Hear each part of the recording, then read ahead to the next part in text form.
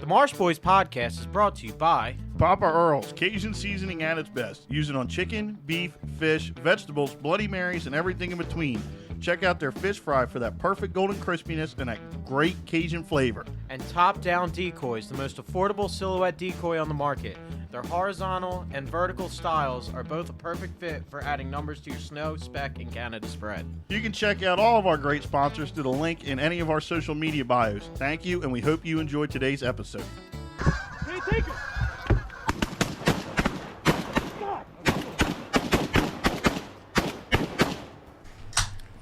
What's going on, guys? Welcome back to the Marsh Boys podcast. I'm your host, Brian. I'm Ryan.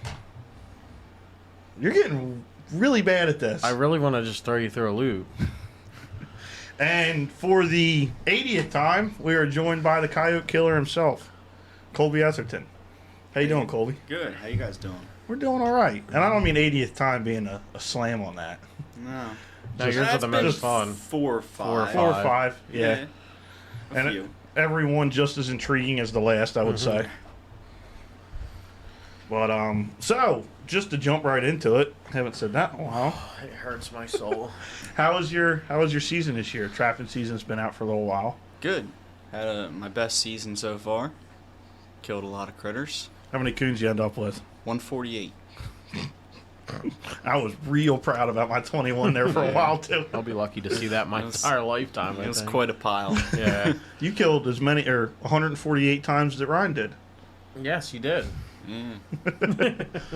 I killed 20, I think it was 23 the first day. Yeah, the first day I think it was 23 or 24. And a pile of possums. I remember I was like, because we do the competition, and now I can talk about it because after the last one I realized that it's not illegal yet to have the competition. But for a long time I thought it was I thought they'd passed the bill, Yeah. and they never did. And I wasn't talking about it, but yeah, the first day I was looking, I caught my raccoon, and I didn't want to be the first one to post something. And I'm looking, I'm like, man, it's like somebody should have caught by now. So I posted it, and Andrea was like, oh, we got a fast one or something like that. And then like 10 minutes later, you posted truck bed full of them. And I'm like, oh, well, here goes another year. No, that's awesome though. How many now? If you could kind of give a estimate, how many of them were bycatch in your coyote, fox snares, and how many did you target? Like, just a rough estimate of each. I would say probably maybe 10 to 12 were in coyote cables, and then the rest of them were all DPs. Yeah, because I remember we talked to you either right before the season or like halfway during the season, and you had said your goal was 100 raccoons. And you definitely blew that out of the water. Yeah. Yeah, well, it was getting down to the wire a little bit.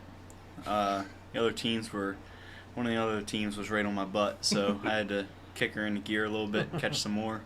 But it really takes time away from my coyote vendetta. But Vendetta. yeah, it's a little blood feud between us. Yeah.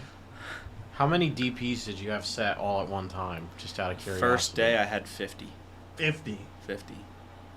And Dang. over 50% of them caught. Most of them were double. I think I had 16 locations, so most of them had more than, they all had more than one trap. They all had doubles or more.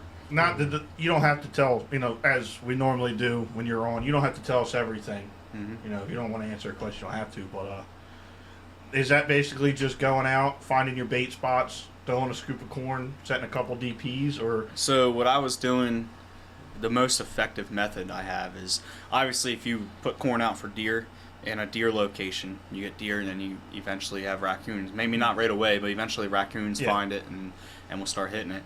So what I was doing is I was taking the same concept and putting them in raccoon locations. And I was using more raccoon-based baits and everything to bring them there. To really, most people try to keep the raccoons from eating their deer corn. I was trying to keep the deer from eating my raccoon. Yeah. So I was mixing them. I was running carp through wood chippers, which is very effective for keeping the non-targets. deer and turkeys and squirrels from eating it. They don't Yeah, really. I'm sure. It's a little bit of an off-putting smell, I think. Yeah. Carp is an off-putting smell. Yeah. So wait, you brought the chipper out, or you like had No. buckets of chips? No, carp? I just turned the chute of the chipper down, and I would put a 5-gallon bucket on the end of the chute, and I would just run like 2 good-sized carp or a few smaller carp through. Fill the bucket up, take the bucket down, put another bucket on. Oh, that would And have then, a smell. Yeah, yeah. It wasn't. My neighbors probably didn't like that, but they were frozen. I froze them all first. I had like a truckload of frozen carp. I would run through like a couple. I'd do like 10 at a time. Mix them with corn, table scraps, just whatever raccoons would eat. Yep. Cooking oil, bacon grease, whatever. Put that out in the raccoon locations on their trails, on their travel routes and everything. And near their den, like even if there wasn't a trail, where there was a bunch of den trees, I would put it out, so they were all coming to that one location, and then just hammered them until they were all gone, and then moved on to more spots. Now, are you worried about, obviously, as a trapper, you want to continue trapping. Are you worried that you're blowing a lot of these spots out? 100%. So, I wiped them out pretty good in a couple spots. Which I'm actually curious to see how they repopulate, how the void gets filled, because I know the one spot there was. Remember the guy I posted on the page looking for a raccoon trapper? I was half an hour. I told you about that. Yeah, I caught like over 20 raccoons there. Yeah. on his deer bait piles. I texted Ryan about the guy posted in the trappers And group. he was really excited. He was like, I already got a guy. Yeah, I texted Ryan a picture. I was like, yo, I just DM'd this guy on Facebook. He said he's looking for a trapper in South Jersey. And then there was, probably 20 raccoons on a bait pile that he posted a picture of. And he was like, no, I already got a guy. And I was like, I bet you it was fucking cold. Yeah. So it got down to where there was, he had like 5 cameras out there, and there was no coyote or no raccoons. And then he got a picture after I'd already pulled my traps. He got a picture of a coyote one day, and I was like, look, I'll come out and set it up, try to catch it, because he might come back tonight. Because it was like there was an early morning, like an hour or two before daybreak, so I knew he'd still be local. Mm-hmm. So I went out and set it up, and he didn't come back. So then I pulled my traps like 3 days later, and I was like, look, when he comes back, let me know so I can compare dates, so I know when he's going to be back again. And the same thing happened, and he came back. I knew about what day he would be back again, and I went out and set it. And he messaged me the next morning. He was like, hey, that coyote came past the camera last night, right on time, like you said he would be. And I went out there. I had him like 30 yards away. Yeah. That's I don't know if you saw the video. The one, he was real vocal. Well, I had a few that were vocal this year. Standing up there. Yeah, he was standing up in like a bean field. Yep. And barking and howling and everything. That was that one. And Now, he was was that- completely covered in burrs because it was just too good not to set it. There was like a perfect trail, but it was all burr. Like I don't even know what they're called, but the plants or weeds that have the burrs, hitchhikers all over them. Yep. Dude, he was completely engulfed in them. Mm-hmm. So I spent an hour brushing him out. Brushing out a $10 coyote. Yeah. Well, I want to ask you about that later on too. But now that picture, was that in like a cut through? Yeah, so that was a field corner, and then it comes into like a narrow. It's only like maybe 30, 40 yards wide field, and they didn't harvest it, so it was all beans. But then there was a bunch of growth in it. Yeah, growth coming through it. And it was like perfect location because they were coming from fields like 100, 200 yards down. There's another field corner, and it's just like a travel corridor from there to the other one. So, and it's all meadow on the other side, so they can go through it. But if it's high tide, they don't want to go out there. They want to come right up that field. It worked good. I probably caught 5 fox there too. So that spot was just in general a banger of a spot. Yeah. So here, with the spots that you said you blew out, how many years do you think it's going to be years before you hit them again? I want to hit them again next year. Just to see? Yeah, they're public land, so yeah. If I don't hit it, somebody else will. Mm-hmm. I want to get on an early season and knock a few down and then see what it does. I mean, if I go in there, I'll probably put cameras up like a couple weeks before the season which I like to do that anyway, just Yeah. to kind of take inventory of what's around and where the best where my best option is to go, because I don't want to drive a half hour out of the way every day to check 5 traps and they're not going to have anything. Yeah, that's something I'm going to get big into this year. Is like probably early October, mid-October, or probably a month before season opens. I'd like to go set some state land with bait spots and cameras and, like you said, more coon-based attractants, like definitely corn, something mixed in with it, some fruits and stuff like that. But I would really like to get into that this year. Yeah. Like, not just be like, yeah, this looks coony, we'll set this. Some things, like coyotes, are pretty easy to find because I can look at a map before I even go to the property and say, this is where the coyotes are going to, if there's coyotes in the area, they're going to go to these spots. Yeah. And I'll go there and look, and if there's no coyote sign, well, maybe it's, it's been really dry, they haven't been leaving tracks or whatever. Mm-hmm. So I can go to those spots, throw a camera up, run it for a week and a half, go back and check it and say, no coyotes came through this area. And if they were here, they would have came through here, and they didn't. So let me go find somewhere else where there's a few coyotes, a pair, or, There's always transients, but they're hard to predict. And, I mean, they're going to be in the travel locations, but you don't know when they're going to come there. Now, are your transients more younger? Yeah, males? They're usually young males. Just trying to find their place. Yeah, so the females, the young females will either stay in their parents' territory and actually pair back up with their parents in the spring to raise pups, to help raise pups. Oh, okay. The parents won't usually push them out. So if they find a mate, then they will move off and breed and have their own pups. But if they don't find a mate, they just kind of hang out where they're at. The males will just keep making their big loops, traveling, looking for their own mate in their own territory. Mm-hmm. So you might see it, and it might not be on any. They're usually not on any circuit because they don't have a territory. They're just doing what they want. Yeah, they're just like if you get a picture twice in a year of a coyote, they were like on your, say you have a camera on a field corner and you just happen to get a couple pictures randomly throughout the year of a coyote walking by. He was just walking. He was just traveling. He was just looking, just going.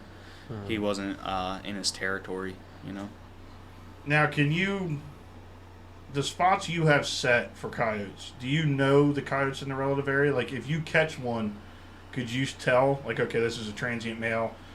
Usually, if it's a young male, it's most of the time they don't really, especially early season, like when they first start spreading out before breeding season, they'll start to kind of travel off on their own. When breeding season hits, dad don't want them around there. Competition basically at that point. Yeah, I mean same with deer. I mean, you see fawns get pushed off by the bucks, and sometimes they'll meet back up with their mom, but most of the time fawns will move off on their own around breeding season. Did you pick up any new tactics, any new stuff for trapping raccoons this year that you're... Well, the bait locations was something that I just really started doing, which was a slam dunk. Other than that, not really. Obviously, doing what you were doing on a bigger scale. Yeah, obviously, I would say half of my raccoons didn't come from bait locations or bait piles or anything like that, or draw stations. They just came from, a trail run, edge of creek, a crossing log, or just raccoon trails. Mm-hmm. So you always learn a little bit, even if you don't really realize you learned something. You still learn. So I'm hoping that next year my spots still have raccoons. I wiped them out pretty good. Well, if they make a story about an explosion in the turkey population, that was probably your fault. There should be a better hatch this year in a lot of those locations. Do you think you were the #1 raccoon trapper in the state this year? I don't really know many raccoon trappers, so I can't say. But I would say, from who I know, but there's definitely probably people that caught more. Old guys that just don't have social media, don't talk to a lot of people. There's plenty of guys that have just been doing it for 50 years and they're really good at it, and they just normal to them. Yeah. You know, I mean, I don't know. Are you gonna start? Prices of fur so low. A lot of the real guys that were in it for the fur market that trapped hard, They're not in it. they're not going out to catch a $2 raccoon anymore. You know, which I was surprised with the prices this year. We were the lowest in the country, which is not surprising. But I did notice from Facebook and shared stuff that we were remarkably lower, Yeah, even in the coon market. Yeah, Western coyote. I was impressed with the auction results from up north because that was our coyotes are junk compared to Western coyotes, Really? even Canadian coyotes. They're thicker. They're smaller coyotes, but they have better guard hairs, better underfur, thick, soft. See, I would have thought the opposite. I thought we Yeah. would have had maybe not the guard hair, but the undercoat, the Yeah. thickness of everything. They don't have to grow it for even our the weather. desert coyotes like down southwest Arizona, New Mexico. Yeah, even those coyotes are much better furred than ours. We just have real long guard hairs and not good color. They're kind of ugly, mean. Well, don't they nasty dye them dogs. all anyway after you get them at the auction? Don't they dye them to whatever they're gonna make out of them? Some, yeah. Some. Like, I think the only ones that really die them are guys that are going to like these oddball shows and stuff and Yeah. selling purple coyotes and raccoons. Which Well, I was I'm not actually, saying I was like just that. talking. Who was I talking? I was talking to somebody the other day about how bad I want to catch a white coyote, and I was like, yeah, honestly, if I ever catch one, I'll probably let it go. Like, You let a coyote go? I know it sounds crazy, but I think I would. I think I would let it go and then just take another one. I would take pictures and everything of it, obviously. This guy, Coleby? A little bit, You have the whole. You think that white kicks in a little bit? maybe. I don't know. My theory is I might just not have the heart to kill it. You know? Because it's so rare. Yeah. Plus, I would want more of them. So. Yeah. Well, I Well, guess we've that's been the waiting same- on that with the turkeys, and yeah. that still hasn't happened yet. I Yeah. don't think. No, she's talking to researchers. She's produced a couple, but Yeah, she but hasn't they don't produced live. a tom yet. No, they live. Do that. There's 2 of them down there now. Hmm. We saw them last year. I know where there's a bunch of white turkeys at on state land. Yep, that's Probably talking probably about what the we're same talking turkeys. about. Yeah. They're leucistic. Yeah. So They're not They're- full-blown They were albino. domestic. and Uh-uh. No. No. So that's the coolest I thought they part were about Norwegian these. sets. Hmm? We talking about near the bay? Mm-hmm. Yep. I thought they were Norwegian set domestic turkeys that got loose and just moved in. According with the, to So- Austin, no, they're legit. Yeah, Really? talking to one of the state guys, he was like, "Yeah, we've looked into them. That's a true leucistic there's a hen." bunch of them. Yeah. Together. And she's produced the ones you see, Okay. but you only see hens. She hasn't produced a tom Which yet is- that anybody knows about. I'm okay with her producing all hens. I'm okay with going down there one day and there's just this whole white Yeah. flock of them. Ryan's gonna buy his fall permit. And it's crazy because they've Right. actually expanded a little bit. I've seen them like within a couple mile radius of there. Really? So I've seen, like, I have pictures of one flock with one in it, and a completely separate flock with another one in it. I don't know if that one might be farm or if that was one of her chicks that kind of took off to another flock, following a tom or something. Yeah. But yeah, like that was really cool talk because we thought that the first time we saw her too, and you know if you look around, there's no farms that have turkeys. Yeah. Like there's not even really any farms that have chickens in that area. Yeah. I was always under the impression that it's been a few years now. Mm-hmm. Since I've been seeing them. I think that 3. he said I she's probably 4 or 5. They estimated yeah. because they did.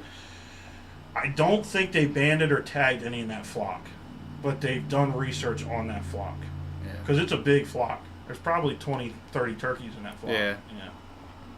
All up in people's yards. Is that Uh-huh. the actual correct term for that? Is flock? Yes, Ryan, a flock Yeah. of turkeys. Well, you know how everything's got the weird things like a murder of crows and What else? shorts flock, a gaggle of geese, I guess you'd call them like a truckload if you wanted to. a truckload of turkeys. I know. I have a picture from us going striper fishing of her. That would be cool, though. I mean, I've seen guys like, where was the last one? Was it Tennessee or Virginia? Guy killed an all-white turkey. True no. Eastern wild turkey, all white. Really? Yeah. Amber would hate that. I'd definitely get that mounted. It'd be right over the bed. Cupcake 2.0. I had to get rid of a bunch of my mounts. What? Yeah, well, I didn't get rid of them. I took them to my parents' house. Why? You and my girlfriend's dogs are assholes. Uh, I got I got a boar down there, a pig. What else? I got 2 coyotes down there and a turkey. I don't think I'd take any deer down there. Oh, here's a cool picture I got this year. 3 of them. Is that early season? Yeah, that was like November. That was like October. Yeah, that's about when they start spreading out. Usually September, October. August and September. I get a lot of pictures no. grazed together. 8/12. Yeah. I guess I don't have a picture of her that's recent. Thought I did. Oh well. Yeah.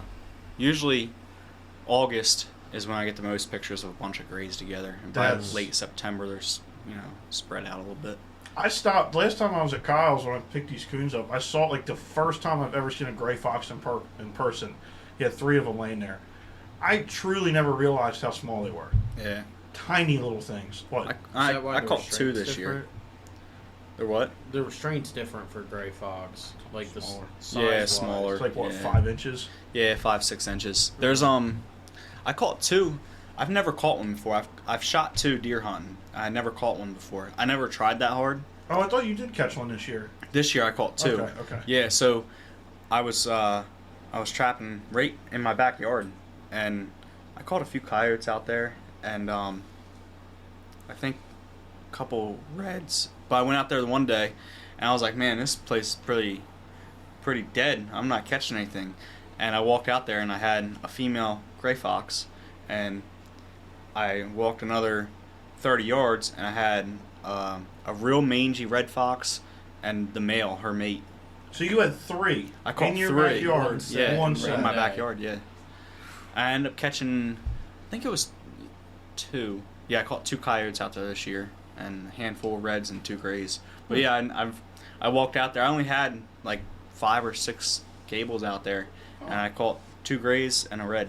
The red was completely disgusting, mangy, like no fur on it. So what do you do with them? Just throw them away? Yeah, I just buried it. Yeah. Is there My dog's over there trying to sniff it and everything. is there a correct procedure to deal with mange? I've always heard burn them or bury them. Yeah, I figured Yeah. burn them would be one of the things. Yeah. And what's wild to me is, and I don't mean to question you, but like, you're walking around there with no gloves on, nothing. I always was Yeah. curious about that, seeing your pictures and stuff with that. Like everybody else is like, it's not just you either. but like I'm not- like what is the actual risk factor of doing that kind of stuff? Because we're taught like Yeah, I mean, Trapper's do Ed it. course Don't was do like it. gloves. Yeah, you're supposed to wear gloves, especially anytime you touch anything, really. But Any food. realistically, what's the actual risk? I mean, I've never. I was gonna say, how many coons did you pick up this year? Yeah, Ticks? I mean, yeah, I never. I don't know. I'm sure I've been exposed to some stuff I shouldn't have been exposed to, but helped my immune system, I guess. Yeah. And I mean, I've been bit a couple times, not wearing gloves. it's got to be easy to tell like a wonky raccoon, Yeah. right? Being that close to it. Yeah, I mean, if something was off with it, I would just shoot it and take it out of the trap, toss off to the side or whatever. Did you catch any of them before? Like, have you ever caught one you're like, that has rabies? No. I mean, I've only caught in my life maybe I don't know 500-600 or so in the last few years. I think I've had my license for 5 or 6 years, and Yeah. this was I blew every other year out of the water. I think I might have had 60 some or 70 some last year. I don't remember. Yeah. I probably caught at least double this year, Yeah. but I did a lot more trapping. Yeah. Most of my coons were like the first week and a half anyway. Now I think I caught like, I don't know, 70. I would say you were up to like 80, first 85 week, your 80, first yeah, probably 3 80 weeks. Yeah. And then you kind of went off the map, and then Came As back. we talked about I before. went somewhere. I went to, I don't know, Bermuda, Mexico. Yeah, I went to Cancun and Bermuda and somewhere else, North Carolina. I don't know. I was all over the place, and I came back and started killing some coyotes. And then once I get, that's my thing. Once I get like focused on coyotes, I completely Forget about everything yeah, else. like I just take my TP traps out and try to find some coyotes. Think you're gonna go to any other states? I don't know. I don't remember if we talked about that. Yeah, I last really time. wanted to this year, and I just never got around to it. That we did talk about it because you said you Yeah. had a couple things planned. Yeah, I never got around to it. I need to look more into states' regulations and where I can go and trap at, like when our season's not open. But There's a lot of states that have open season on, like raccoons. Yeah. And Open not, season like all year long. Yeah, like yeah, not really. coyotes are like a non-game species in a lot of states, so they're just like rats. Like Same you can thing with just kill do them whatever. whenever. Yeah, Like Yeah. Arkansas, Missouri, some up northern states with beavers. yeah. I think that's mainly the states run along the Mississippi and west of the Mississippi have real big problems with beavers. But I know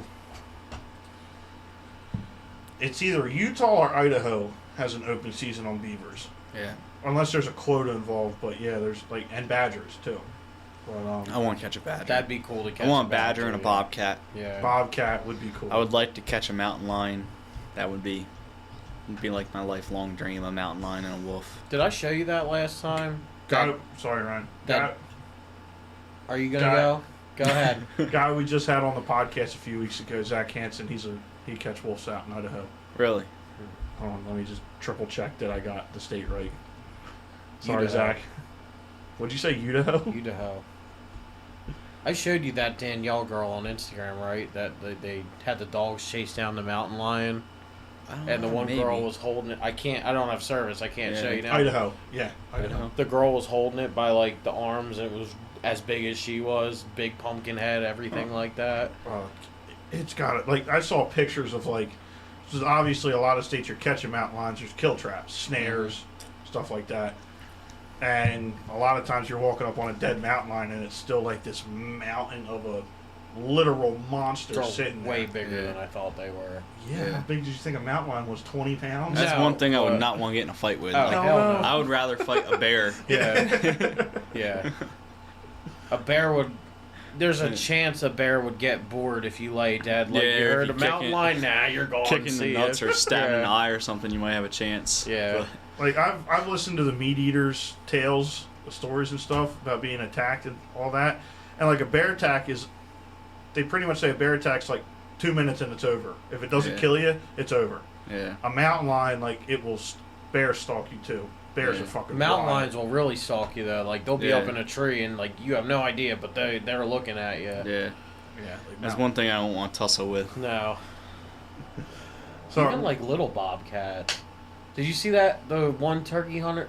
Was it nah, it was a turkey hunter that got confronted by a bobcat. And like he Yeah. rolled up the window of his truck or something, and it was like trying to beat at his window to get in there and fuck him up. Yeah. There was also just a video on Facebook that just popped up. It was probably from last year. It was in Florida of a Florida panther coming into turkey hunters. Really? They were in a blind, and they're sitting crouched down with their phone up, and this Florida panther coming screaming to this guy's turkey calls. Walks right like 10 yards past the blind. Phew. Talk about puckering on that one. Good Yeah. God. I guarantee You're I can getting- find. I don't have. You don't Thing have would service. be getting some number 5s. Yeah. Those are cool critters. The Yeah. Florida panther. I think there's probably like less than 200 of them out there. Are Still. Florida Panthers actually Florida Panthers, or are they part of Florida's thing where like just wildcats got released by accident or escaped or something? No, Yeah, no, no They're clue. legit, like actually from Florida. like an Arkansas black bear. They shouldn't be there, but they're there. Yeah. So speaking of turkey hunting, so there's a picture of it from the guy's blind. Well, the video. Oh, wow. And it came in like everything. I did an awful impersonation there, but Yeah, that was not threatening at all. Yeah. it sounds like stink. Yeah. So with now, what's your best year-end total with coyotes? This year, 27. Was it 27? Yeah. What was it before that? Last year, I've caught more every year. Yeah. I try to break my. I blew it out of the water this year. I'm trying to think. I had 21 last year. I thought it was between 20 Yeah. and 22. I was really hoping for 30 this year. I did lose 2, so I really caught 29, but 2 of them. One of them was stolen, I'm pretty sure, and one of them I had one pop an anchor. It was frozen ground, and then the ground thawed out, and I caught the Really? coyote that night.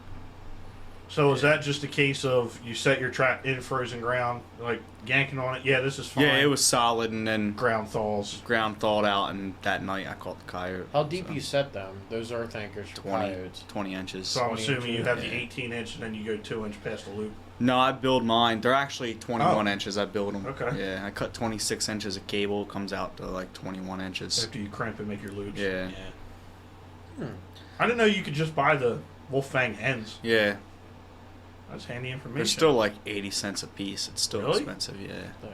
I mean, it doesn't sound expensive, but if you're running 50, 60 snares, you know?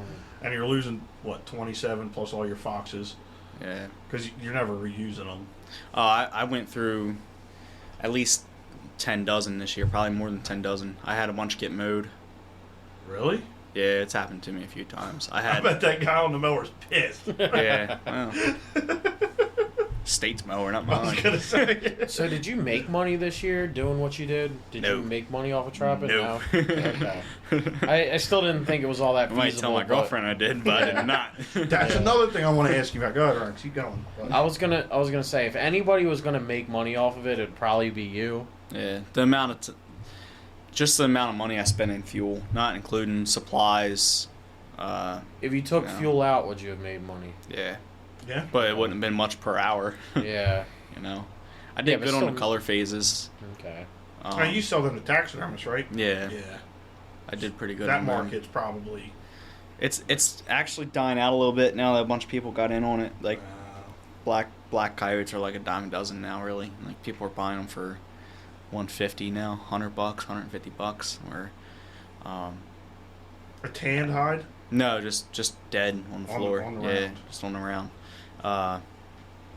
Tan hide you can get more than that. I mean, not a ton more because really when people pay big money for them, they want them for taxidermy. Yeah, Yeah. yeah. They're selling them out for $1,200. Yeah. Would you try making like the trinkets or whatever else with it, like to actually Oh, start that's. making? I was money going to in ask it? you about that. What does a coon candle smell like?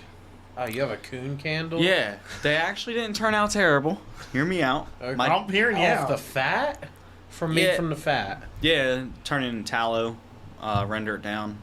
Cool, that was probably a smell. But then my dog ended up eating most of them. So Huh? yeah, yeah, Dude, your dog is wild. yeah. He we ended up throwing some away because we made some out of coyote, some out of fox, some out of raccoon, made some out of skunk too. They had a little bit of an odor. My can girlfriend wasn't imagine. fond about burning them in the house, so I threw them away. I couldn't even smell it. I was like, it smells fine. She's like, it smells like a skunk. I was like, I don't know. I mean, I think I just kind of got used to the smell a little bit. And Yeah. How did I you, smelled like a skunk almost all season anyway. So, was it you or her that came up with the idea for the candles? her and her friend, and then they were talking about finding beef tallow, and I was like, for what? And we were like, we want to make soap and candles. I was like, I mean, I got like 30 coons I got flesh. Why don't we just use them? You know? And they were like, raccoon fat? You want me to boil raccoon? I'm like, yeah. I'm like, you know, it's not that big of a deal. It's just like any other fat. I mean, yeah. But they didn't come out perfect. And then she ended up buying tallow, beef tallow. We did make quite a few candles out of it. We threw the skunk ones away. The coyote ones came out kind of off-colored, so they were like a beige. They weren't white. Like, Couldn't you just dye it though or something? yeah, you could just put food. It's not food coloring, but you can put dye in them. Like, she's making all kind of candles. They're coming out really good, but she's just buying the tallow now because it wasn't really worth the headache of boiling dead raccoons and all that. That's like, there's got to be a way to make that work, right? I think we didn't render it down enough because I'd never rendered fat before, and That's just basically slow cooking it till it's yeah. And I was completely also liquid, right? yeah, I was doing it over a fire. Probably better with controlled temperature. Yeah, the temperature was fluctuating too much. I burnt some of it, like just cooked it too hot for too long. Mm-hmm. I had a couple grease fires. They started boiling. Boil it over. Yeah, like they got real hot and they were popping out of the pan. Yeah. And like the flame was real high and the fire got in the pan and then just like took off. Probably Yeah. something be better to do with like a propane burner. Yeah, like a turkey cooker Yep. or something. Yep. Like, Mhm. yeah, Crab pot boil. That would. yeah, That has like my mind turning. yeah. Because like if you could get the scent out of it, I think we just didn't render enough times. You got to render a few times. And so render it, let it cool, render it, let it Yeah. cool. But they have a lot of fat. How expensive is beef tallow comparatively? I don't even know what she was paying for it. She was Beef buying it tallow's by gotta the be pound. It's got to be expensive, Yeah. yeah. Probably why candles are $12 a piece now. Yeah. But I'm saying, if you find like cause raccoons have so much fat on them, that'd be a great cheat code. You'd start killing it Yeah. with money. Skunks have a lot of fat too, but they just Yeah. didn't. Maybe if you rendered them enough times. I rendered them a few times, and she swore that they still smelled like skunks. So. Now, were you adding scents to it? Not or in the rendering process, no. No, but I mean like. Yeah, after it was rendered down, she was adding beeswax and scent, so, and color to some of them Yeah. too. Yeah. Yeah, I remember getting the Snapchat, and I was like, "You're making what out of what?" Yeah. That's the first I've probably ever heard about that. Yeah. But I guess just to kind of recap trapping, is there anything new you took in a whole, coons, coyotes, foxes, from this year and are excited about moving to next year? A couple things. Mhm. More raccoon draw stations. Which I never really did that before, and it was really successful. So I need to start planning that, and bow fishing all summer. Get me some carp for it. Yeah, I'm gonna wait for you and Alex's Snapchats like last year. Yeah, we did pretty good. Snakehead too. Eat the snakeheads. Yeah, snakeheads good, are right? good. Yeah, they are good. I just save the carcass, after I fillet. Yeah. Save the Yeah. carcass, do the same thing with it. I would say I'm really excited. Not even something I learned, but I'm excited for finding more coyotes. What I noticed is if you find the coyotes now, like in the next month or two, They're gonna when be- they have, so if you're seeing coyotes every couple days or every day in an area, that means their den's obviously nearby, which means they have however many pups, 6 pups, 8 pups, whatever. Those early season, those coyotes are going to be dissipating. They're going to be moving out, but they're still going to be in the general in that vicinity. general area. Yeah, so if you get, that there's, if you think there's 6 to 8 pups plus the 2 parents, there's going to be at least 10 coyotes near here in November. Yeah. So that's what I'm focused on now, is finding the coyotes where they're at now, so I can plan on next year where where the denser populations will be. Because there's areas right now that are completely void of coyotes around here. Because of you, or just because of the area it is, or because of trapping in general? Because of Dean McKay, that's why. That- It's not my fault. That sucker can catch some coyotes, man. Yeah. And he What was doesn't his what total this year? He did, I think 2 months. He trapped 2 months. Yeah, I He was gonna caught say. 21, I think. So you didn't even go the full time. No. And I was busting his balls about it a little bit. Well, he was busting my balls about it, and it's like, yeah, but you trapped all year. I was like, I mean, when you set your first snares, I only had 6, and I ended, or no. Yeah, I only had 6, and I ended with 6 more than you, which means we caught the same amount. Yeah. But we both trap a lot of the similar areas or near each other. Like there's some spots we didn't. I went into one farm. There's probably, I don't know, 5,000 or 6,000 acres combined of everything that he can trap and I can trap. Just big tracts of land. Oh, okay. We've been trapping there hard for a few years. I went in there. I caught a coyote the first day. Caught a coyote the second day. None of us caught any other coyotes on all that ground. There was just no other coyotes. Really? Yep. 5,000 acres. Yep. Now I'm assuming you're trapping it that big of a tract. It's got to be pretty prime ground. Yeah. I mean, it's a lot of open farm ground, so there's not like there's not a bunch of woods or meadow for them to be in. Yeah. But it's good for snaring. I was going to say a lot of pinch points, a lot of field corners, pinch points, hedgerows, hedgerows. That's what I was talking all kind of stuff. And the areas that there is woods, it's because there's water. It's a ravine, and there's water at the bottom of it, so it's a travel route. You know, there's usually 1 or 2 trails running the whole length of that on each side. Parallel with it. Yeah, parallel with the water. Now that's just. I would love to catch a coyote, get into that. It's just that's time inclusive. Yeah. And I'm not calling myself lazy, but you got to, if you really want to catch one with the least effort, find where you know there's coyotes at. Do a bait site. Wait for them to hit it. I thought about that behind the house. Yeah. Or just run cameras until you find one. Hey, there's coyotes coming by here every 7-8 days, and he's on this trail. So when he comes through, I'll wait 3 days, and I'll go in and set a cable, and I only got to check an empty snare every few days. For a few days, and then I should have him. What's a shame is I had that, and I remember right where them gray foxes were. I showed you. But that's like I would get the game warden on camera at that spot. I have pictures of the game warden like every week or so chasing bikers and guys and stuff, and old men walking their dogs and people riding their bikes and people dropping off mattresses. There's a lot of mattresses back there. But like I can't stand that, man. Yeah, that irks my soul. And like, how do you even get it back there? Because there's a locked gate. Yeah. And I've never seen that gate get cut. Yeah. And it's more work to drag it out there than to take it to the dump and pay the $10 to get rid of it. You don't have to pay to get rid of a mattress. Yeah. But it's I don't know. That's the kind of shitty thing about where I live. Is like around here, a lot of your state ground has people on it. Yeah.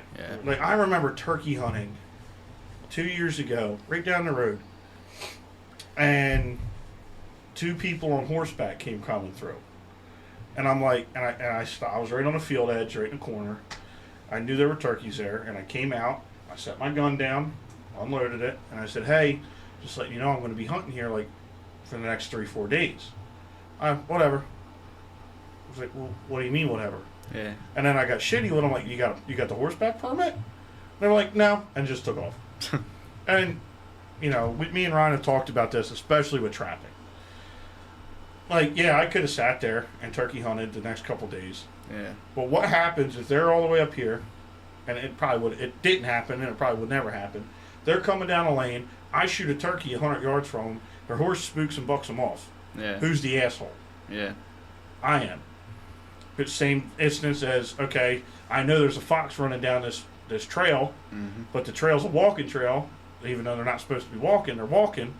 You set that and catch a fox, and some lady walks up on a fox or whatever. Who's the asshole? Yep. We are. I have quite a few people like the same problems, but I've figured out sometimes I'll find a killer location. I just can't set it because everybody's gonna it's not worth causing a ruckus over it. It's not worth a Facebook post. Yeah, it's not worth a Facebook post or a news article. Just did you see that this year? That freaking group from up north was going out, taking raccoons out of dog-proof traps, cutting cables and everything. Yeah. That's wild to me. And no charges. Yeah. Nothing. I don't know the full details on it. Hell no. They were posting all about it on Facebook. 8,000 comments. I don't know the full details of that, but it's... I guess somebody... I guess it was like fishermen found it or something and called the cops. Cops didn't know any better, But, and called them. Yeah, and then whoever cut the trap and then took it to them, didn't realize that it was illegal. Legal trap, set in a legal spot. So basically, just ignorance of the law, pretty much. Which you can't blame people that don't know because it's not a common thing people know. No, but it's hard. You can't just go around educating people on it because people don't want to be educated. They don't want to know that it's even going on. You want to stay low key that we're even doing it. So even though we're protected. Did you know that the dog-proof trap is a very, very recent thing in New Jersey? 2016. 2015, 2016. Yeah. The dodo. So it's an encapsulated trap. That's how it was made. When you buy one, it's called a dog-proof encapsulated trap. That's how it's set in the law. Anywhere that a knowledgeable person could look, it's an encapsulated trap with a pull trigger. Yeah. The Washington, I'll say the dodo. You've seen that on Facebook, right? They post all the dog pictures and stuff. It's like a news outlet. The dodo, and I want to say, don't quote me on this. The Washington Post did a source about it, a news article about it. saying that New Jersey's retracting their statement from 1984, 1985 of banning leg catch traps with these. Now they're reinstating a leg hold trap. Yeah. Like, it's just what we were talking about. People don't know. Yeah. And they don't want to know. They want to be like, okay, this guy's out here catching raccoons by the foot. Yeah. That's all they care about. Yep. This evil trapper. Yep. But, before we get done with trapping, how was how many coyote competitions do you do a year? 3. 3? How'd you do on them this year? I won the one. A guy from way up north won the heaviest for 2 of the others, and then another guy won the most and all that up the MRP. There's 3 different ones. 2 of them are fairly not really close, but 45 minutes or so from my house, and then one's like an hour and a half ride north. Now, are these all gun clubs that put them on? Yeah, for the most part. Yeah, hunt clubs. Yeah. I think my heaviest, I forget what my heaviest was, like 44, I think, at Morristown. I won that. I didn't get there was heaviest, second heaviest, and lightest. Okay. And I got the heaviest. And then... You ever gone for the lightest? Yeah, I've won it before. Just by chance, you know? Okay. It was funny, last year, me and Dean drove all the way up north with a whole truckload of critters, right? And I just happened to grab, like, my heaviest and my lightest of whatever for the week. And took it up there. We had, I think it was 7 coyotes we caught that week. We did pretty good, you know? That's not bad for 2 trappers, you know? No. We go up there with 7 coyotes, and then, like, we had a handful of possums, handful of raccoons, couple foxes. So it's like stuff. a predator. Yeah, there's different categories for everything. So we drive an hour and a half north with this whole truckload of critters, thinking we're going to take everybody's money, right? We get there, and I end up winning the smallest possum. I was like, that's the most embarrassing way to win, dude. Like, I would rather just not win anything than win the smallest possum. A truckload full of critters. Yeah, like, I'm out here chasing all these coyotes and spending hours a day running coyote lines, and I win by the smallest possum. Like, that's the most... That's worse than a participation trophy. Now, these competitions, how many guys are trappers versus predator hunters? Most of them are trappers. Really? Yeah, there's some callers, especially up north. We don't have that many callers down our area. So they do good calling up there. Around here, I don't know anybody that kills more than a few calling. I've run into one guy that calls. We Yeah. were hunting a spot out in Williamstown. We were goose hunting, and me and my buddy kept hearing it. Like, he was going back and forth between like a dead rabbit and like a calling fox, like the screams of a fox. And I'm like, that's a fox back there killing rabbits. And my buddy was like, no, like, he wouldn't be killing 30 rabbits for an hour. I'm like, yeah, you're right. Goose, we shoot a couple geese, and then we just see this guy come walking down. And he stops, he talks to us a little bit, and we're like, was that you? And he's like, yeah, I got a fox pro and all that. And I mean, this was probably 3 years ago. And I believe he said in a couple years, he's killed 1 coyote and like 4 foxes. He said the only thing that's truly responsive to a call in the area are raccoons. Yeah. He said that's something that's really, really cool. He said he's had multiple raccoons tackle the fox pro. He said they come in hot. I know a few people that call around here, and I run into people pretty often calling when I'm out trapping or whatever, daytime calling and that's what he was calling. doing, daytime calling. Yeah, but nobody's really successful with it. You know, they kill some fox, but that's pretty much it. I wish we could call raccoons during daylight, because I would have a blast. You ever, like, the videos on Facebook make it look so fun. Yeah. Like, just these guys sitting in a ravine, they're up on top, Foxboro's down bottom with the toy, and this boar raccoon just comes hauling ass. Tackles the call. Damn! And looks around like, what the heck? It's like, I can get out of here. So let me ask you this. You've been on enough times. Is there anything that you've wanted to talk about that we just haven't brought up, haven't talked about? Not that I can really think of. So we've covered a lot of ground We in have. the time we've had you on. I still learn a lot from you every time about trapping. Oh, Every time you come in. I said it earlier on a podcast earlier this year after I caught the otter. I said Colby's probably going to block my number here after the season. I wear that thing out. How about you guys? How'd your season go? Did you end up getting any late season My trapping season in? didn't go good. Yeah, Ryan, how'd your season go? Well, I didn't have a vehicle. I have one raccoon. I have one raccoon for the season. Yeah, it's better than nothing. I went out for like, 2 or 3 weeks straight, and I'm pretty sure it's a property. One of the properties you blew out. I'll ask you after. Yeah. Because the only thing I saw when it was snowing, was one set of fox prints that I set. Was it both near sides. where you caught your otter? No. You could probably recognize it in the picture. It's where I took the pictures with the otter. Because we were checking his traps after. We went and checked the otter traps. Then we went and Yeah, I checked figured. Because there wasn't a I caught sign a of coyote fucking there, life too. there. Did you? Yeah, Where the bridges? The little land bridge. Yeah.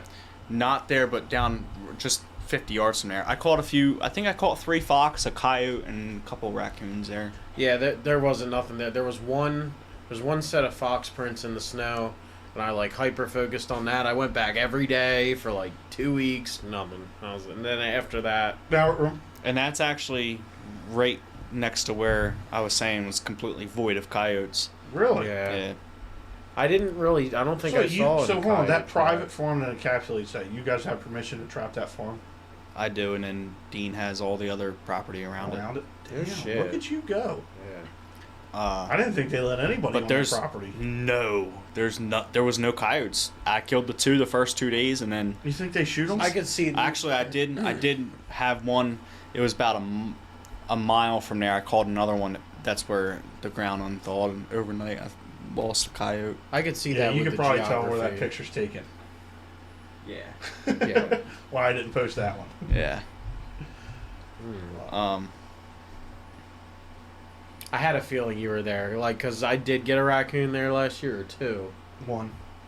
You caught the one back in the... No, you had one slip, and then you caught the next day. So That was a fat sucker, too. yeah, and I had a feeling. I'm like, I know he was here, but I'm gonna try anyway. There's not much stake ground around Yeah. here. I haven't already yeah, hammered. because it told was him right that. on my route home. I'm like, Yeah. I can go and check and then go on home, and I should have known, but I tried anyway. Whatever. Yeah. I had a great year, if you ask me. And honestly, so Ron Jones, I kind of hyper-focused on this for a little while.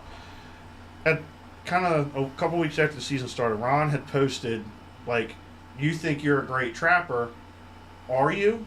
And then he did, like, the whole, what's your catch to trap set percentage? And I got to thinking about it, and now you can ask Ron. I trapped every day from opening day, probably for 2 months, right? Yeah, you And were hitting it caught- hard. 7 raccoons, 8 raccoons, On how many traps? 6 to 8 a day. You know, there was some in areas where I'd be like, I'm not going to catch here. Like, I don't feel like walking through this thicket. And I would trip 2 of them off for a couple days. And then after a rain, or it would get warm out, or it would get cold out, and I'd go reset those traps. And a couple of those times I caught in those traps. But most of the time it was 6 to 8 traps for that span of 2 months. And On the same ground or new locate? Yeah. same- where we were talking about where you were going to go catch those coyotes. Yeah.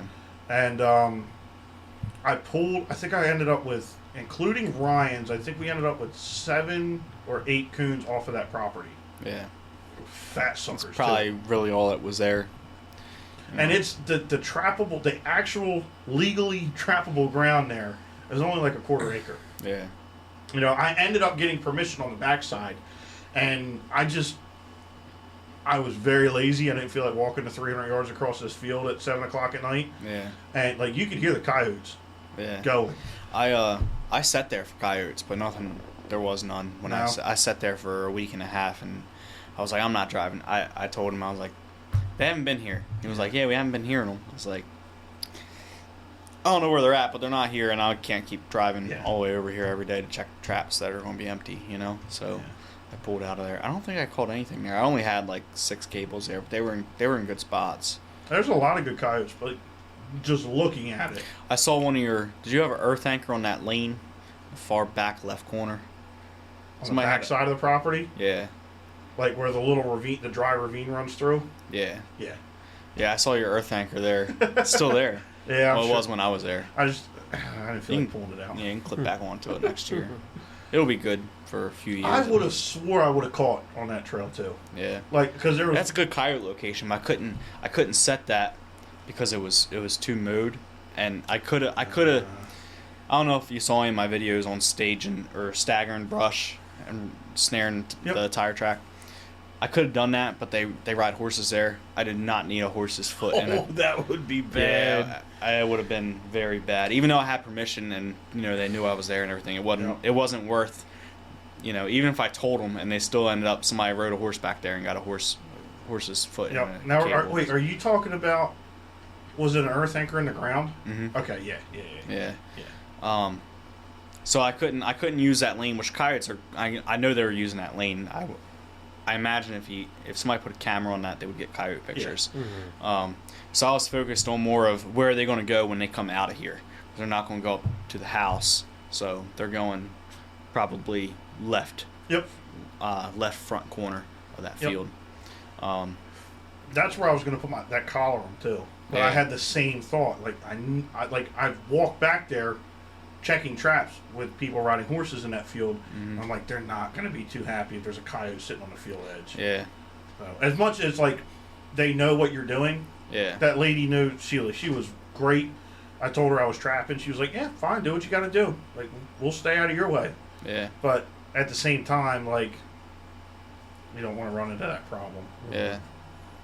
The back right corner was good too. There was one Where the low spot is. Yeah. Yeah. There's a deer stand back there. I set a lot of DPs back there. Yeah. Just, I guess they hadn't baited that stand in a while. They were going way back to another stand, Mm-hmm. and I didn't know the property well enough. I couldn't.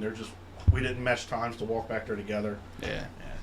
But no, I caught between me and Ryan, I think 6 or 7 out of that property. Yeah. Really nice ones. And then I moved. Well, I started the season the first 2 nights. First night I caught on a state ground. That was the one I posted. Mm-hmm. And then I moved after 2 nights to this private piece. And then I moved. I think from there on out, I trapped private ground for the rest of the season, which did me well, honestly. Mm-hmm. I would much prefer private ground. I got a hold of some deer hunters, some guys I knew through some buddies that I caught 2 raccoons here, a raccoon here. Where I deer hunt, I caught a raccoon the first night. That was really cool too. Like every time I went to a new property, from this year versus last year, I'd catch on the first night. Yeah. I knew a little more, even in like a dry leaf setting, Mm-hmm. where I was looking, what I was looking for. Yeah. So I would catch, and the coolest part about this season was the raccoon that I like raved about. Was he slipped one night, And then you called him. and then the next night he caught back because he would send me trail camera pictures of my catches. The first one I think was a little too far left; he couldn't get it on camera. The second time I caught, it had just snowed. He sent me a picture. It was from like 6 a.m. I checked the trap at 8 a.m. and he had slipped. What happened was it's one of them trees that are like have the burrs like 5 inches before the ground starts, and I think he had wrapped the cable around and caught that burr just perfect. Yeah. With the trap. A lot of times, if they can get that spring pushed up against the bark of the tree, exactly, and then pull themselves around, they can pull leverage. They're pulling on the spring. You know what I mean? They're deep pressing the spring, and they can slip their foot right out. Because the picture I have that he sent me that night was, in fact,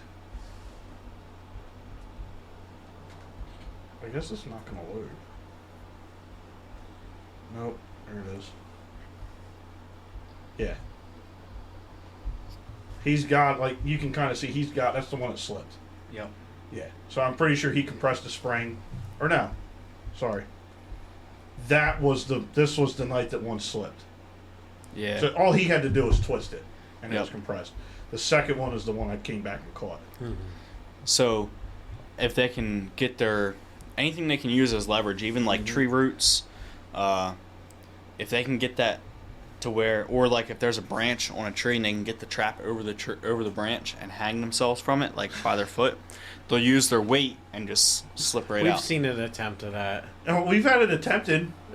He was just hanging there. It's usually the big boars will do it with no problem. That one that so what happened was Ryan couldn't check during the week. So we put my tags on his trap and I went out and checked them.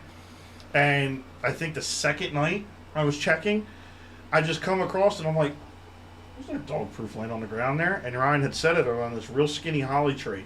And he had shimmied up, and then he was just sitting there hanging. He's just hanging. Had to have been like a 17, 18 pound boar. He was just hanging there. Just swinging. Yeah, I'll run the extension cable around the tree until it's tight, until it's down to the chain, and then I'll put it through I use an adjustable loop end or use snare, and then I'll stick it through. That way they only have the length of the chain. Yeah. You know what I mean?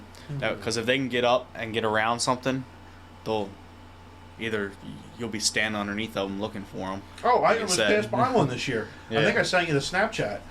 I caught one night, so I was like, this looks like a pretty damn good spot. I'm just going to set another one. Just in case one smells the blood, I'll set one like 10 yards away. And sure enough, I came back the next day, and I'm looking, and I peered through, and I'm like, okay, no catches. And I kind of caught a glimpse of something like 5 feet up in a tree. And I'm like, whatever. So I'm going to check my other traps, and I walked back.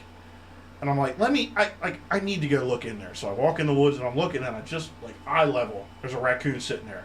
And I'm like, you little son of a bitch. But after the deer hunter spot, I trapped my own bait pile. And then, very thankfully, I got permission on a beautiful piece of property. It's an L-shaped property with a road here, and it comes up to the road here. And then there's a stream that runs behind it, like a big stream. And I know if I could get on it, it would produce, and it did. I think I caught 12 coons in 6 days out of there. I averaged 2 coons a day for like a week.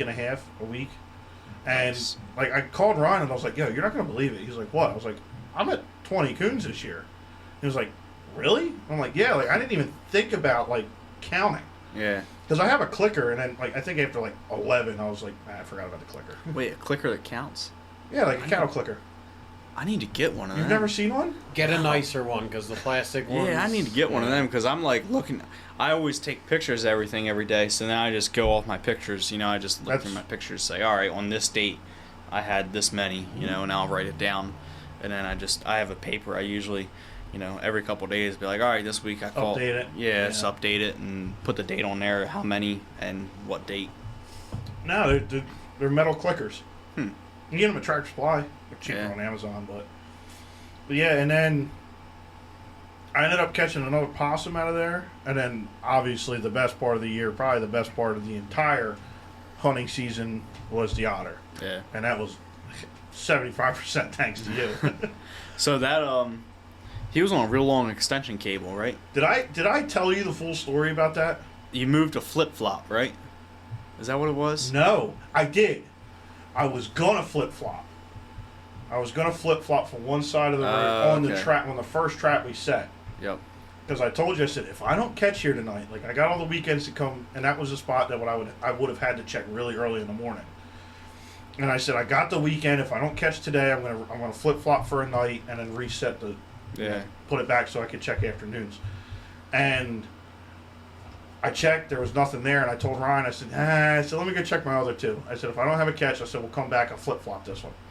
And I set the weekend before, for Friday, Saturday, Sunday, I had set, like if instead of going right where I caught, if you stay left, that slide we saw, I set that for a night. My earth anchor's still in that ground, too. Yeah.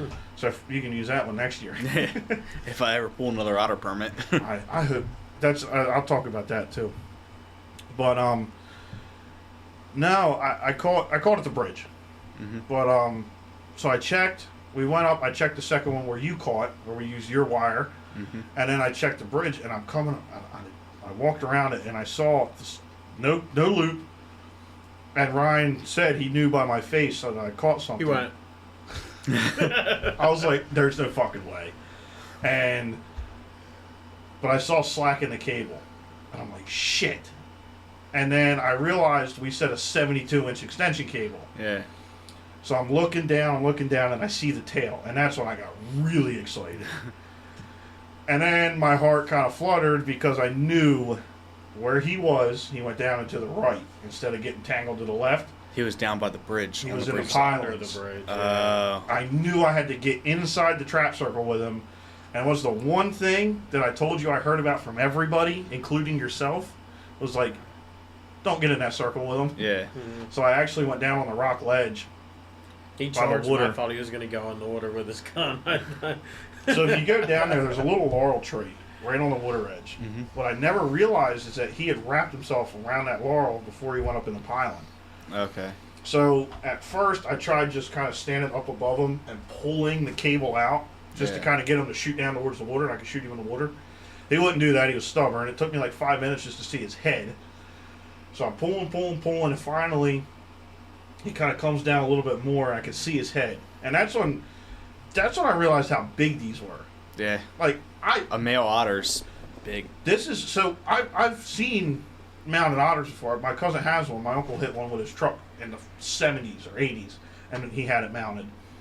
And like that's a pretty, to me I thought that was a normal big otter. It's probably a 17, 16 pound otter. And when he lifted his head up and was like looking at me, I'm like, holy What's shit, that, a seal? dude. Yeah. And then he showed his teeth and started barking at me.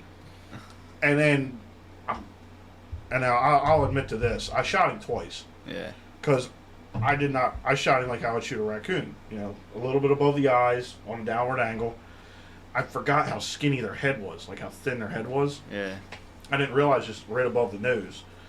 And he popped his head out and he charged me. And like I said, I didn't realize he only had about 15 inches. He charged, and I was like, oh, shit. I almost fell backwards. I thought he was going in the water. I really thought I was going to have to pull him out. But yeah, I shot him the first time, and I thought he was dispatched, and he wasn't, because I went to go move him, and he had a little bit, like he was stunned. I don't think he was suffering laying there or anything, and then I shot him again. He was done. But no, that was hands down, by far, the coolest experience I've ever had in the outdoors. Yeah. Cooler than banded geese, sorry Riley, cooler than a banded brant, cooler than a limit of anything, cooler than a buck. It was hands down the coolest thing I've ever done. And what you were talking about with pulling an otter permit, and you didn't get one this year, so it kind of lowers my hopes. Yeah. I hope they take into account the successful otter trappers. Yeah. Because I don't know if you saw the email, 2023-2024, there was 146 otter permits handed out. You know how many caught? I don't know. 40. Oof. Yeah. I could catch that many myself. Yeah. And you shine a light on that too. I never realized how many otters we had in that zone. I didn't either until I started trapping. And I was like, man, once you know what to look for, there's otters everywhere. Every body of water has otters in it. And people don't even realize it. Yep. And I knew I wanted to do that because, like, what was it, Ryan? I sent you the Snapchat video. It was like a week after we got our otter, our trapping license. I saw an otter swimming across where we were fishing. And I was like, that's what I want to do. That's what I want to catch. If I don't catch anything else, I want to be an otter trapper. And I'm sure I sent you a bunch of Snapchats after that, like finding otter sign. Mm-hmm. And it's the coolest thing ever. Like, you would walk right by it normally and you'd think, oh, that's bird poop or I something. was gonna say, it's just a mound of seeds, a mound of bird shit. Yeah. But no, it's an otter toilet. Or a slide. You're like, nah, it's probably from a snapping turtle or something else. Did you, you didn't mess with mink at all, did you? I wanted to. So here's why I didn't mess with mink, was because where I saw mink is where you showed me there was mink. And the last thing I'm doing is stepping on your toes as much as you help us out. But now, I was going to hit you up too. I want to get some mink fur for the podcast room, but yeah, that's... I got 2 that I put up. I'm going to get tanned, but one's for my niece. Yeah. And one's for me. She fell in love with trapping, man. I saw the pictures. That was 5 cool. years old. Yeah. Loves it. She would wake up at like 5 o'clock in the morning on her own. Wake her mom up, say, I'm going to Coco's, go trapping. Because we live right next door to each other. Yeah. She would go outside in my mom's car, or to my sister's car, get her car seat out, and come knock on my door. She'd be knocking on my door at 5:30 in the morning, ready to go trapping, with her car seat in her hand. Really? Like I'm still waking up, and the dogs are barking. My girlfriend's like, "Somebody's at the door." That lab waddle into the door. Yeah, like, it's just Raylan. She's waiting to go trapping. How fulfilling is that? Oh, it's awesome. And she never once blinked an eye at the dispatching part of it? Nope. The first time we caught a fox, my nephew was with me too, and my sister. And I walked in and checked it, and I came out and said, "We got a fox," and they were all excited. You know, we want to see the fox. We want to see the fox. So they walked in there with me, and I was like, "Look, we can, if you want, we can let it go." I was like, they were like, "No, what do you want to do with it?" I want to hang it on the wall. Okay, you know, so that's what I'm getting, that tan for my nephew. That's awesome. And I'm getting her a mink, the mink that we caught tan. So. Well, no, that's and it's funny because me and Raylan probably had the same expression when I was talking about her. But now that's mink trapping would be really cool. I would want to mink cage them though. Yeah, I think that would. Be I didn't try cool. that. Next year I think I will. I love snaring anything. Like it's just like otters. That would be so fun. Glad. It would be fun to catch one with a condom bear, but you only get, if you pull a permit, you only get one. Yeah. So I want it to be a fun experience. You The know, best experience you can make it, and that I want to get one to stick its head through a loop, and I want to, be there unharmed, waiting for me. Yep. You know, I mean, condom bears are ethical and quick dispatch. Instant dispatch, but something about walking up on them when they're in a cable. And that because you asked me beforehand, you were like, what do you want to do? Do you want to snare one? Do you want to condom bear one? What do you want to do? And I think we had talked about it prior, not after you caught yours, but one of the first few times you were on the podcast, and you said how much of a fun experience it was snaring one, cabling one. I was like, it would be really cool just to come up and definitely have one. Yeah. Like, I think if I came up to an empty cable, it probably would break my heart, to be completely honest. But, I think the cable was the best. Like, it adds so much to the story. Yeah. I got charged by an otter, in my own stupid way I did it. Yeah. But it happened, and now he's hanging in that closet, and he's going to go to a taxidermist, and, I think it just adds way more. Like, plus, you learn a little more about him, I think, Definitely. Like, I mean, now I know, don't fuck with them. Yeah, they are mean. They are mean critters. They're definitely mean. And the teeth on them sucker. I think the teeth on them was probably an inch long, longer than turkey. Your average turkey spur, inch and a half. Mink are mean too. Mink. I mean, I've heard that. I haven't been bit by one yet, but they. He'll let us know next year. Yeah. I got rabies shot. I'm good. Scruff a mink. Yeah. But now, so I think me and Ryan's next endeavor, I think we're going to get pretty big into it next year, is muskrat trapping. I say big. I'd like to catch, I think 30 between the two of us is a super feasible number. Oh, considering I live there now, I have no reason not to. Yeah. I caught a muskrat this year in a mink snare. I've never done that. Not many people have, from what I understand. Snaring muskrats? Yeah. It was pretty cool. Raccoon didn't come and turn into a sock puppet? No. Somebody actually slid up on my story of me with all my fur at the end of the line picture.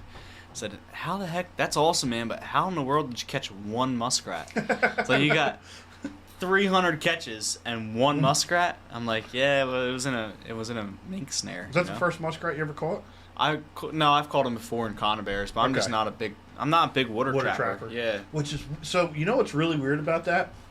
Like, you have your beaver trappers, and I'm sure there are some hardcore beaver guys that, like, cry and get retardedly drunk the night that they don't pull a beaver permit. Yeah. You have otter guys, but I'm assuming most of your otter trappers are by chance with the lottery system. Yeah. But you have mink and muskrat. Where if you go out west, like, the percentage-wise flip-flops.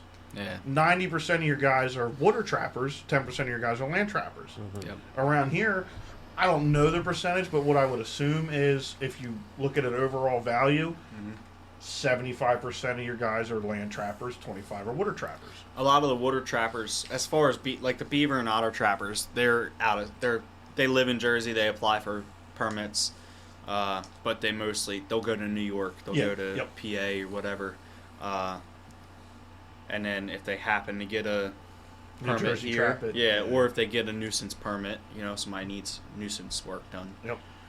But I am a snareman to the core. I like dog-proof trapping. I don't really snare a lot of raccoons. I don't really set snaring raccoons. I want to do that next year. 1 or 2. Yeah. Just try it. I've done it, but I'm in love with snaring coyotes and mink. Coyotes and mink. The big critters and the little critters. I was gonna say I would like to snare more muskrat too. That was pretty cool. You talked about last year getting into mink trapping, and I knew you were going to do it pretty big too. 6 mink. I don't think that's not too bad. That's not a right? ton, no, but it's decent. Yeah. And for snaring them. Yeah, because I don't have a ton of. I have a lot of state ground, but when the season opened for them, I was starting to move on the private ground, so I couldn't really run my private marsh ground. Yeah, I couldn't really I was focused on catching coyotes on a certain farm. I wasn't running around all over South Jersey. Checking mink snares, checking coyote traps, in 2 completely different biomes, really. Yeah. Mm-hmm. Did you catch a lot of coyotes out of marsh ground this year, or mainly hardwoods? Both. Mostly field and marsh, really. Okay. Like farmland and marsh. Because I know we talked before and you said the cattails are pretty prime for coyotes. Yeah. If you can avoid the deer. I don't usually set in the cattails. I'll set the travel routes and everything around there, like the dikes, the field corners, farm lanes, pinch points, stuff like that, focal points. I don't really go. I don't even know the last time I set a snare into cattails, really, because it's a tunnel and everything has its head down in the tunnel. It's not. It's not. I think that was one of the first things we talked about when we first had you on. Was that's why you don't like setting cattails, because you'll catch a lot of deer. Yeah. But we were going to talk about turkey hunting. Yeah. But we never got into that. I guess I'll ask you before we cut it off. Are you excited about turkey season? I am. I haven't done any scouting yet, but I did get 5 permits, so all over the counter, right? Yeah, I think I deserve them after working 3-4 months killing everything that kills them. I deserve a couple. Yeah. Let me get your statement on this real quick, because I don't think New Jersey makes it. I'm having. Are raccoons nest predators? 1,000%. They said that in the course. Or what? Yeah. What they don't recognize raccoons as something. What was it?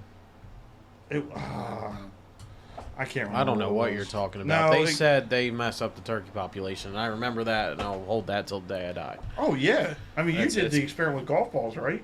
Yeah, and chicken eggs. Mm-hmm. Chicken eggs, that's what it was. Yeah, take chicken eggs out, make a fake turkey nest, put a camera on it. Coyotes eat them too. Really? Coyotes eat the eggs. Coyotes eat the poults too, right? Yeah. Raccoons. Hawks, that's hawks. Eagles. Yeah, not the eggs. They'll eat the poults. Yeah. I didn't get any pictures of birds eating the eggs, but I imagine crows would. Crows, they can't find them as easy. Yeah. Yeah. But typically, what I found is raccoons would find it first, then they would eat some. Obviously they bust them open. There's a little bit of odor then. Everything else fine. Then the possums, the skunks, then the coyotes and the fox. So skunks are bad nest raiders too, right? Very bad. Yeah. They were actually equal or worse than raccoons. I would say skunks eat more per skunk, but there's not as many skunks as there is raccoons. So we've had problems with skunks eating our chicken eggs before. Yeah. Here. Yep. I got a freaking skunk under the porch. I tried this season, couldn't catch him. He's still there? Yeah, he's still there. He's going to be having babies under there here shortly. He's been there for a while, and we haven't seen any babies. No. They're about to start dropping them. Well, I'm saying, last year he was here. Now's your chance. Not getting a baby skunk. Now's your chance. I wanted one for a long time. You literally have a shot right now to do it. All you got to do is go get the stink sack. Like crazy. Well, you know what I found with squirrels? If you if I remove a tree and there's a squirrel nest in it, I just found 3 yesterday in a nest. Obviously, the nest got to go. I'm taking the whole tree down. Yeah. I'll take the nest out, put it in the truck, finish the job. When I'm done the job, I'll take the babies back out, the whole nest, put the nest on the stump. Mom will come back and get Move them. the babies. Yeah. Within an hour after we leave, she'll be back looking for them, and obviously find, because she's going to go to the stump, and then the nest is sitting there. Now, with would babies in raccoons it. do that too? Or are they more prone to leave their babies? I don't know. I've never tried it. I'm sure they would come back and get them, but I've never tried it. I always sent them off to a rehab if I did it, because they were like in town when I would do it. Oh, Yeah. Yeah, I did that too. I scared the shit out of a lady at the I took one to Cedar Run. Yeah, you told me that. Oh, that was funny shit. I walked around that door. I had to hold him like a baby. She was like, "You have a raccoon?" And I went, "Yeah." And she was like, "You got to put him in that kennel." I was like, "No, this is Baxter. He eats Cheetos and he likes playing with the dogs. He's a cool dude. Yeah, he's a chill guy." Yeah. But all right, Colby. We'll have to have you on in a couple weeks to talk about turkey hunting, because I know that's something you love to do. Yeah. And we've kind of got. I know you showed up one. I think the first or second podcast with the necklace. With the necklace, Yeah. yeah. But no, we can. We'll talk about it after we're done recording. But we really appreciate you coming on. Always a great time. We always get lost. Like it's been an hour and 20. And Damn, really? yeah, Yeah. I was like, the reason I didn't want to get into turkey hunting, dinner. I looked down into it. It was 8:30, and I was like, oh shit. Yeah. Pizza's probably done. But Ryan, you got anything you want to ask me before we get done? I'll ask him on the next one if I have something. All right. Make Thank a you, list. Colby. Yeah. We appreciate you coming on. Yep. Anytime. See you. So, yeah.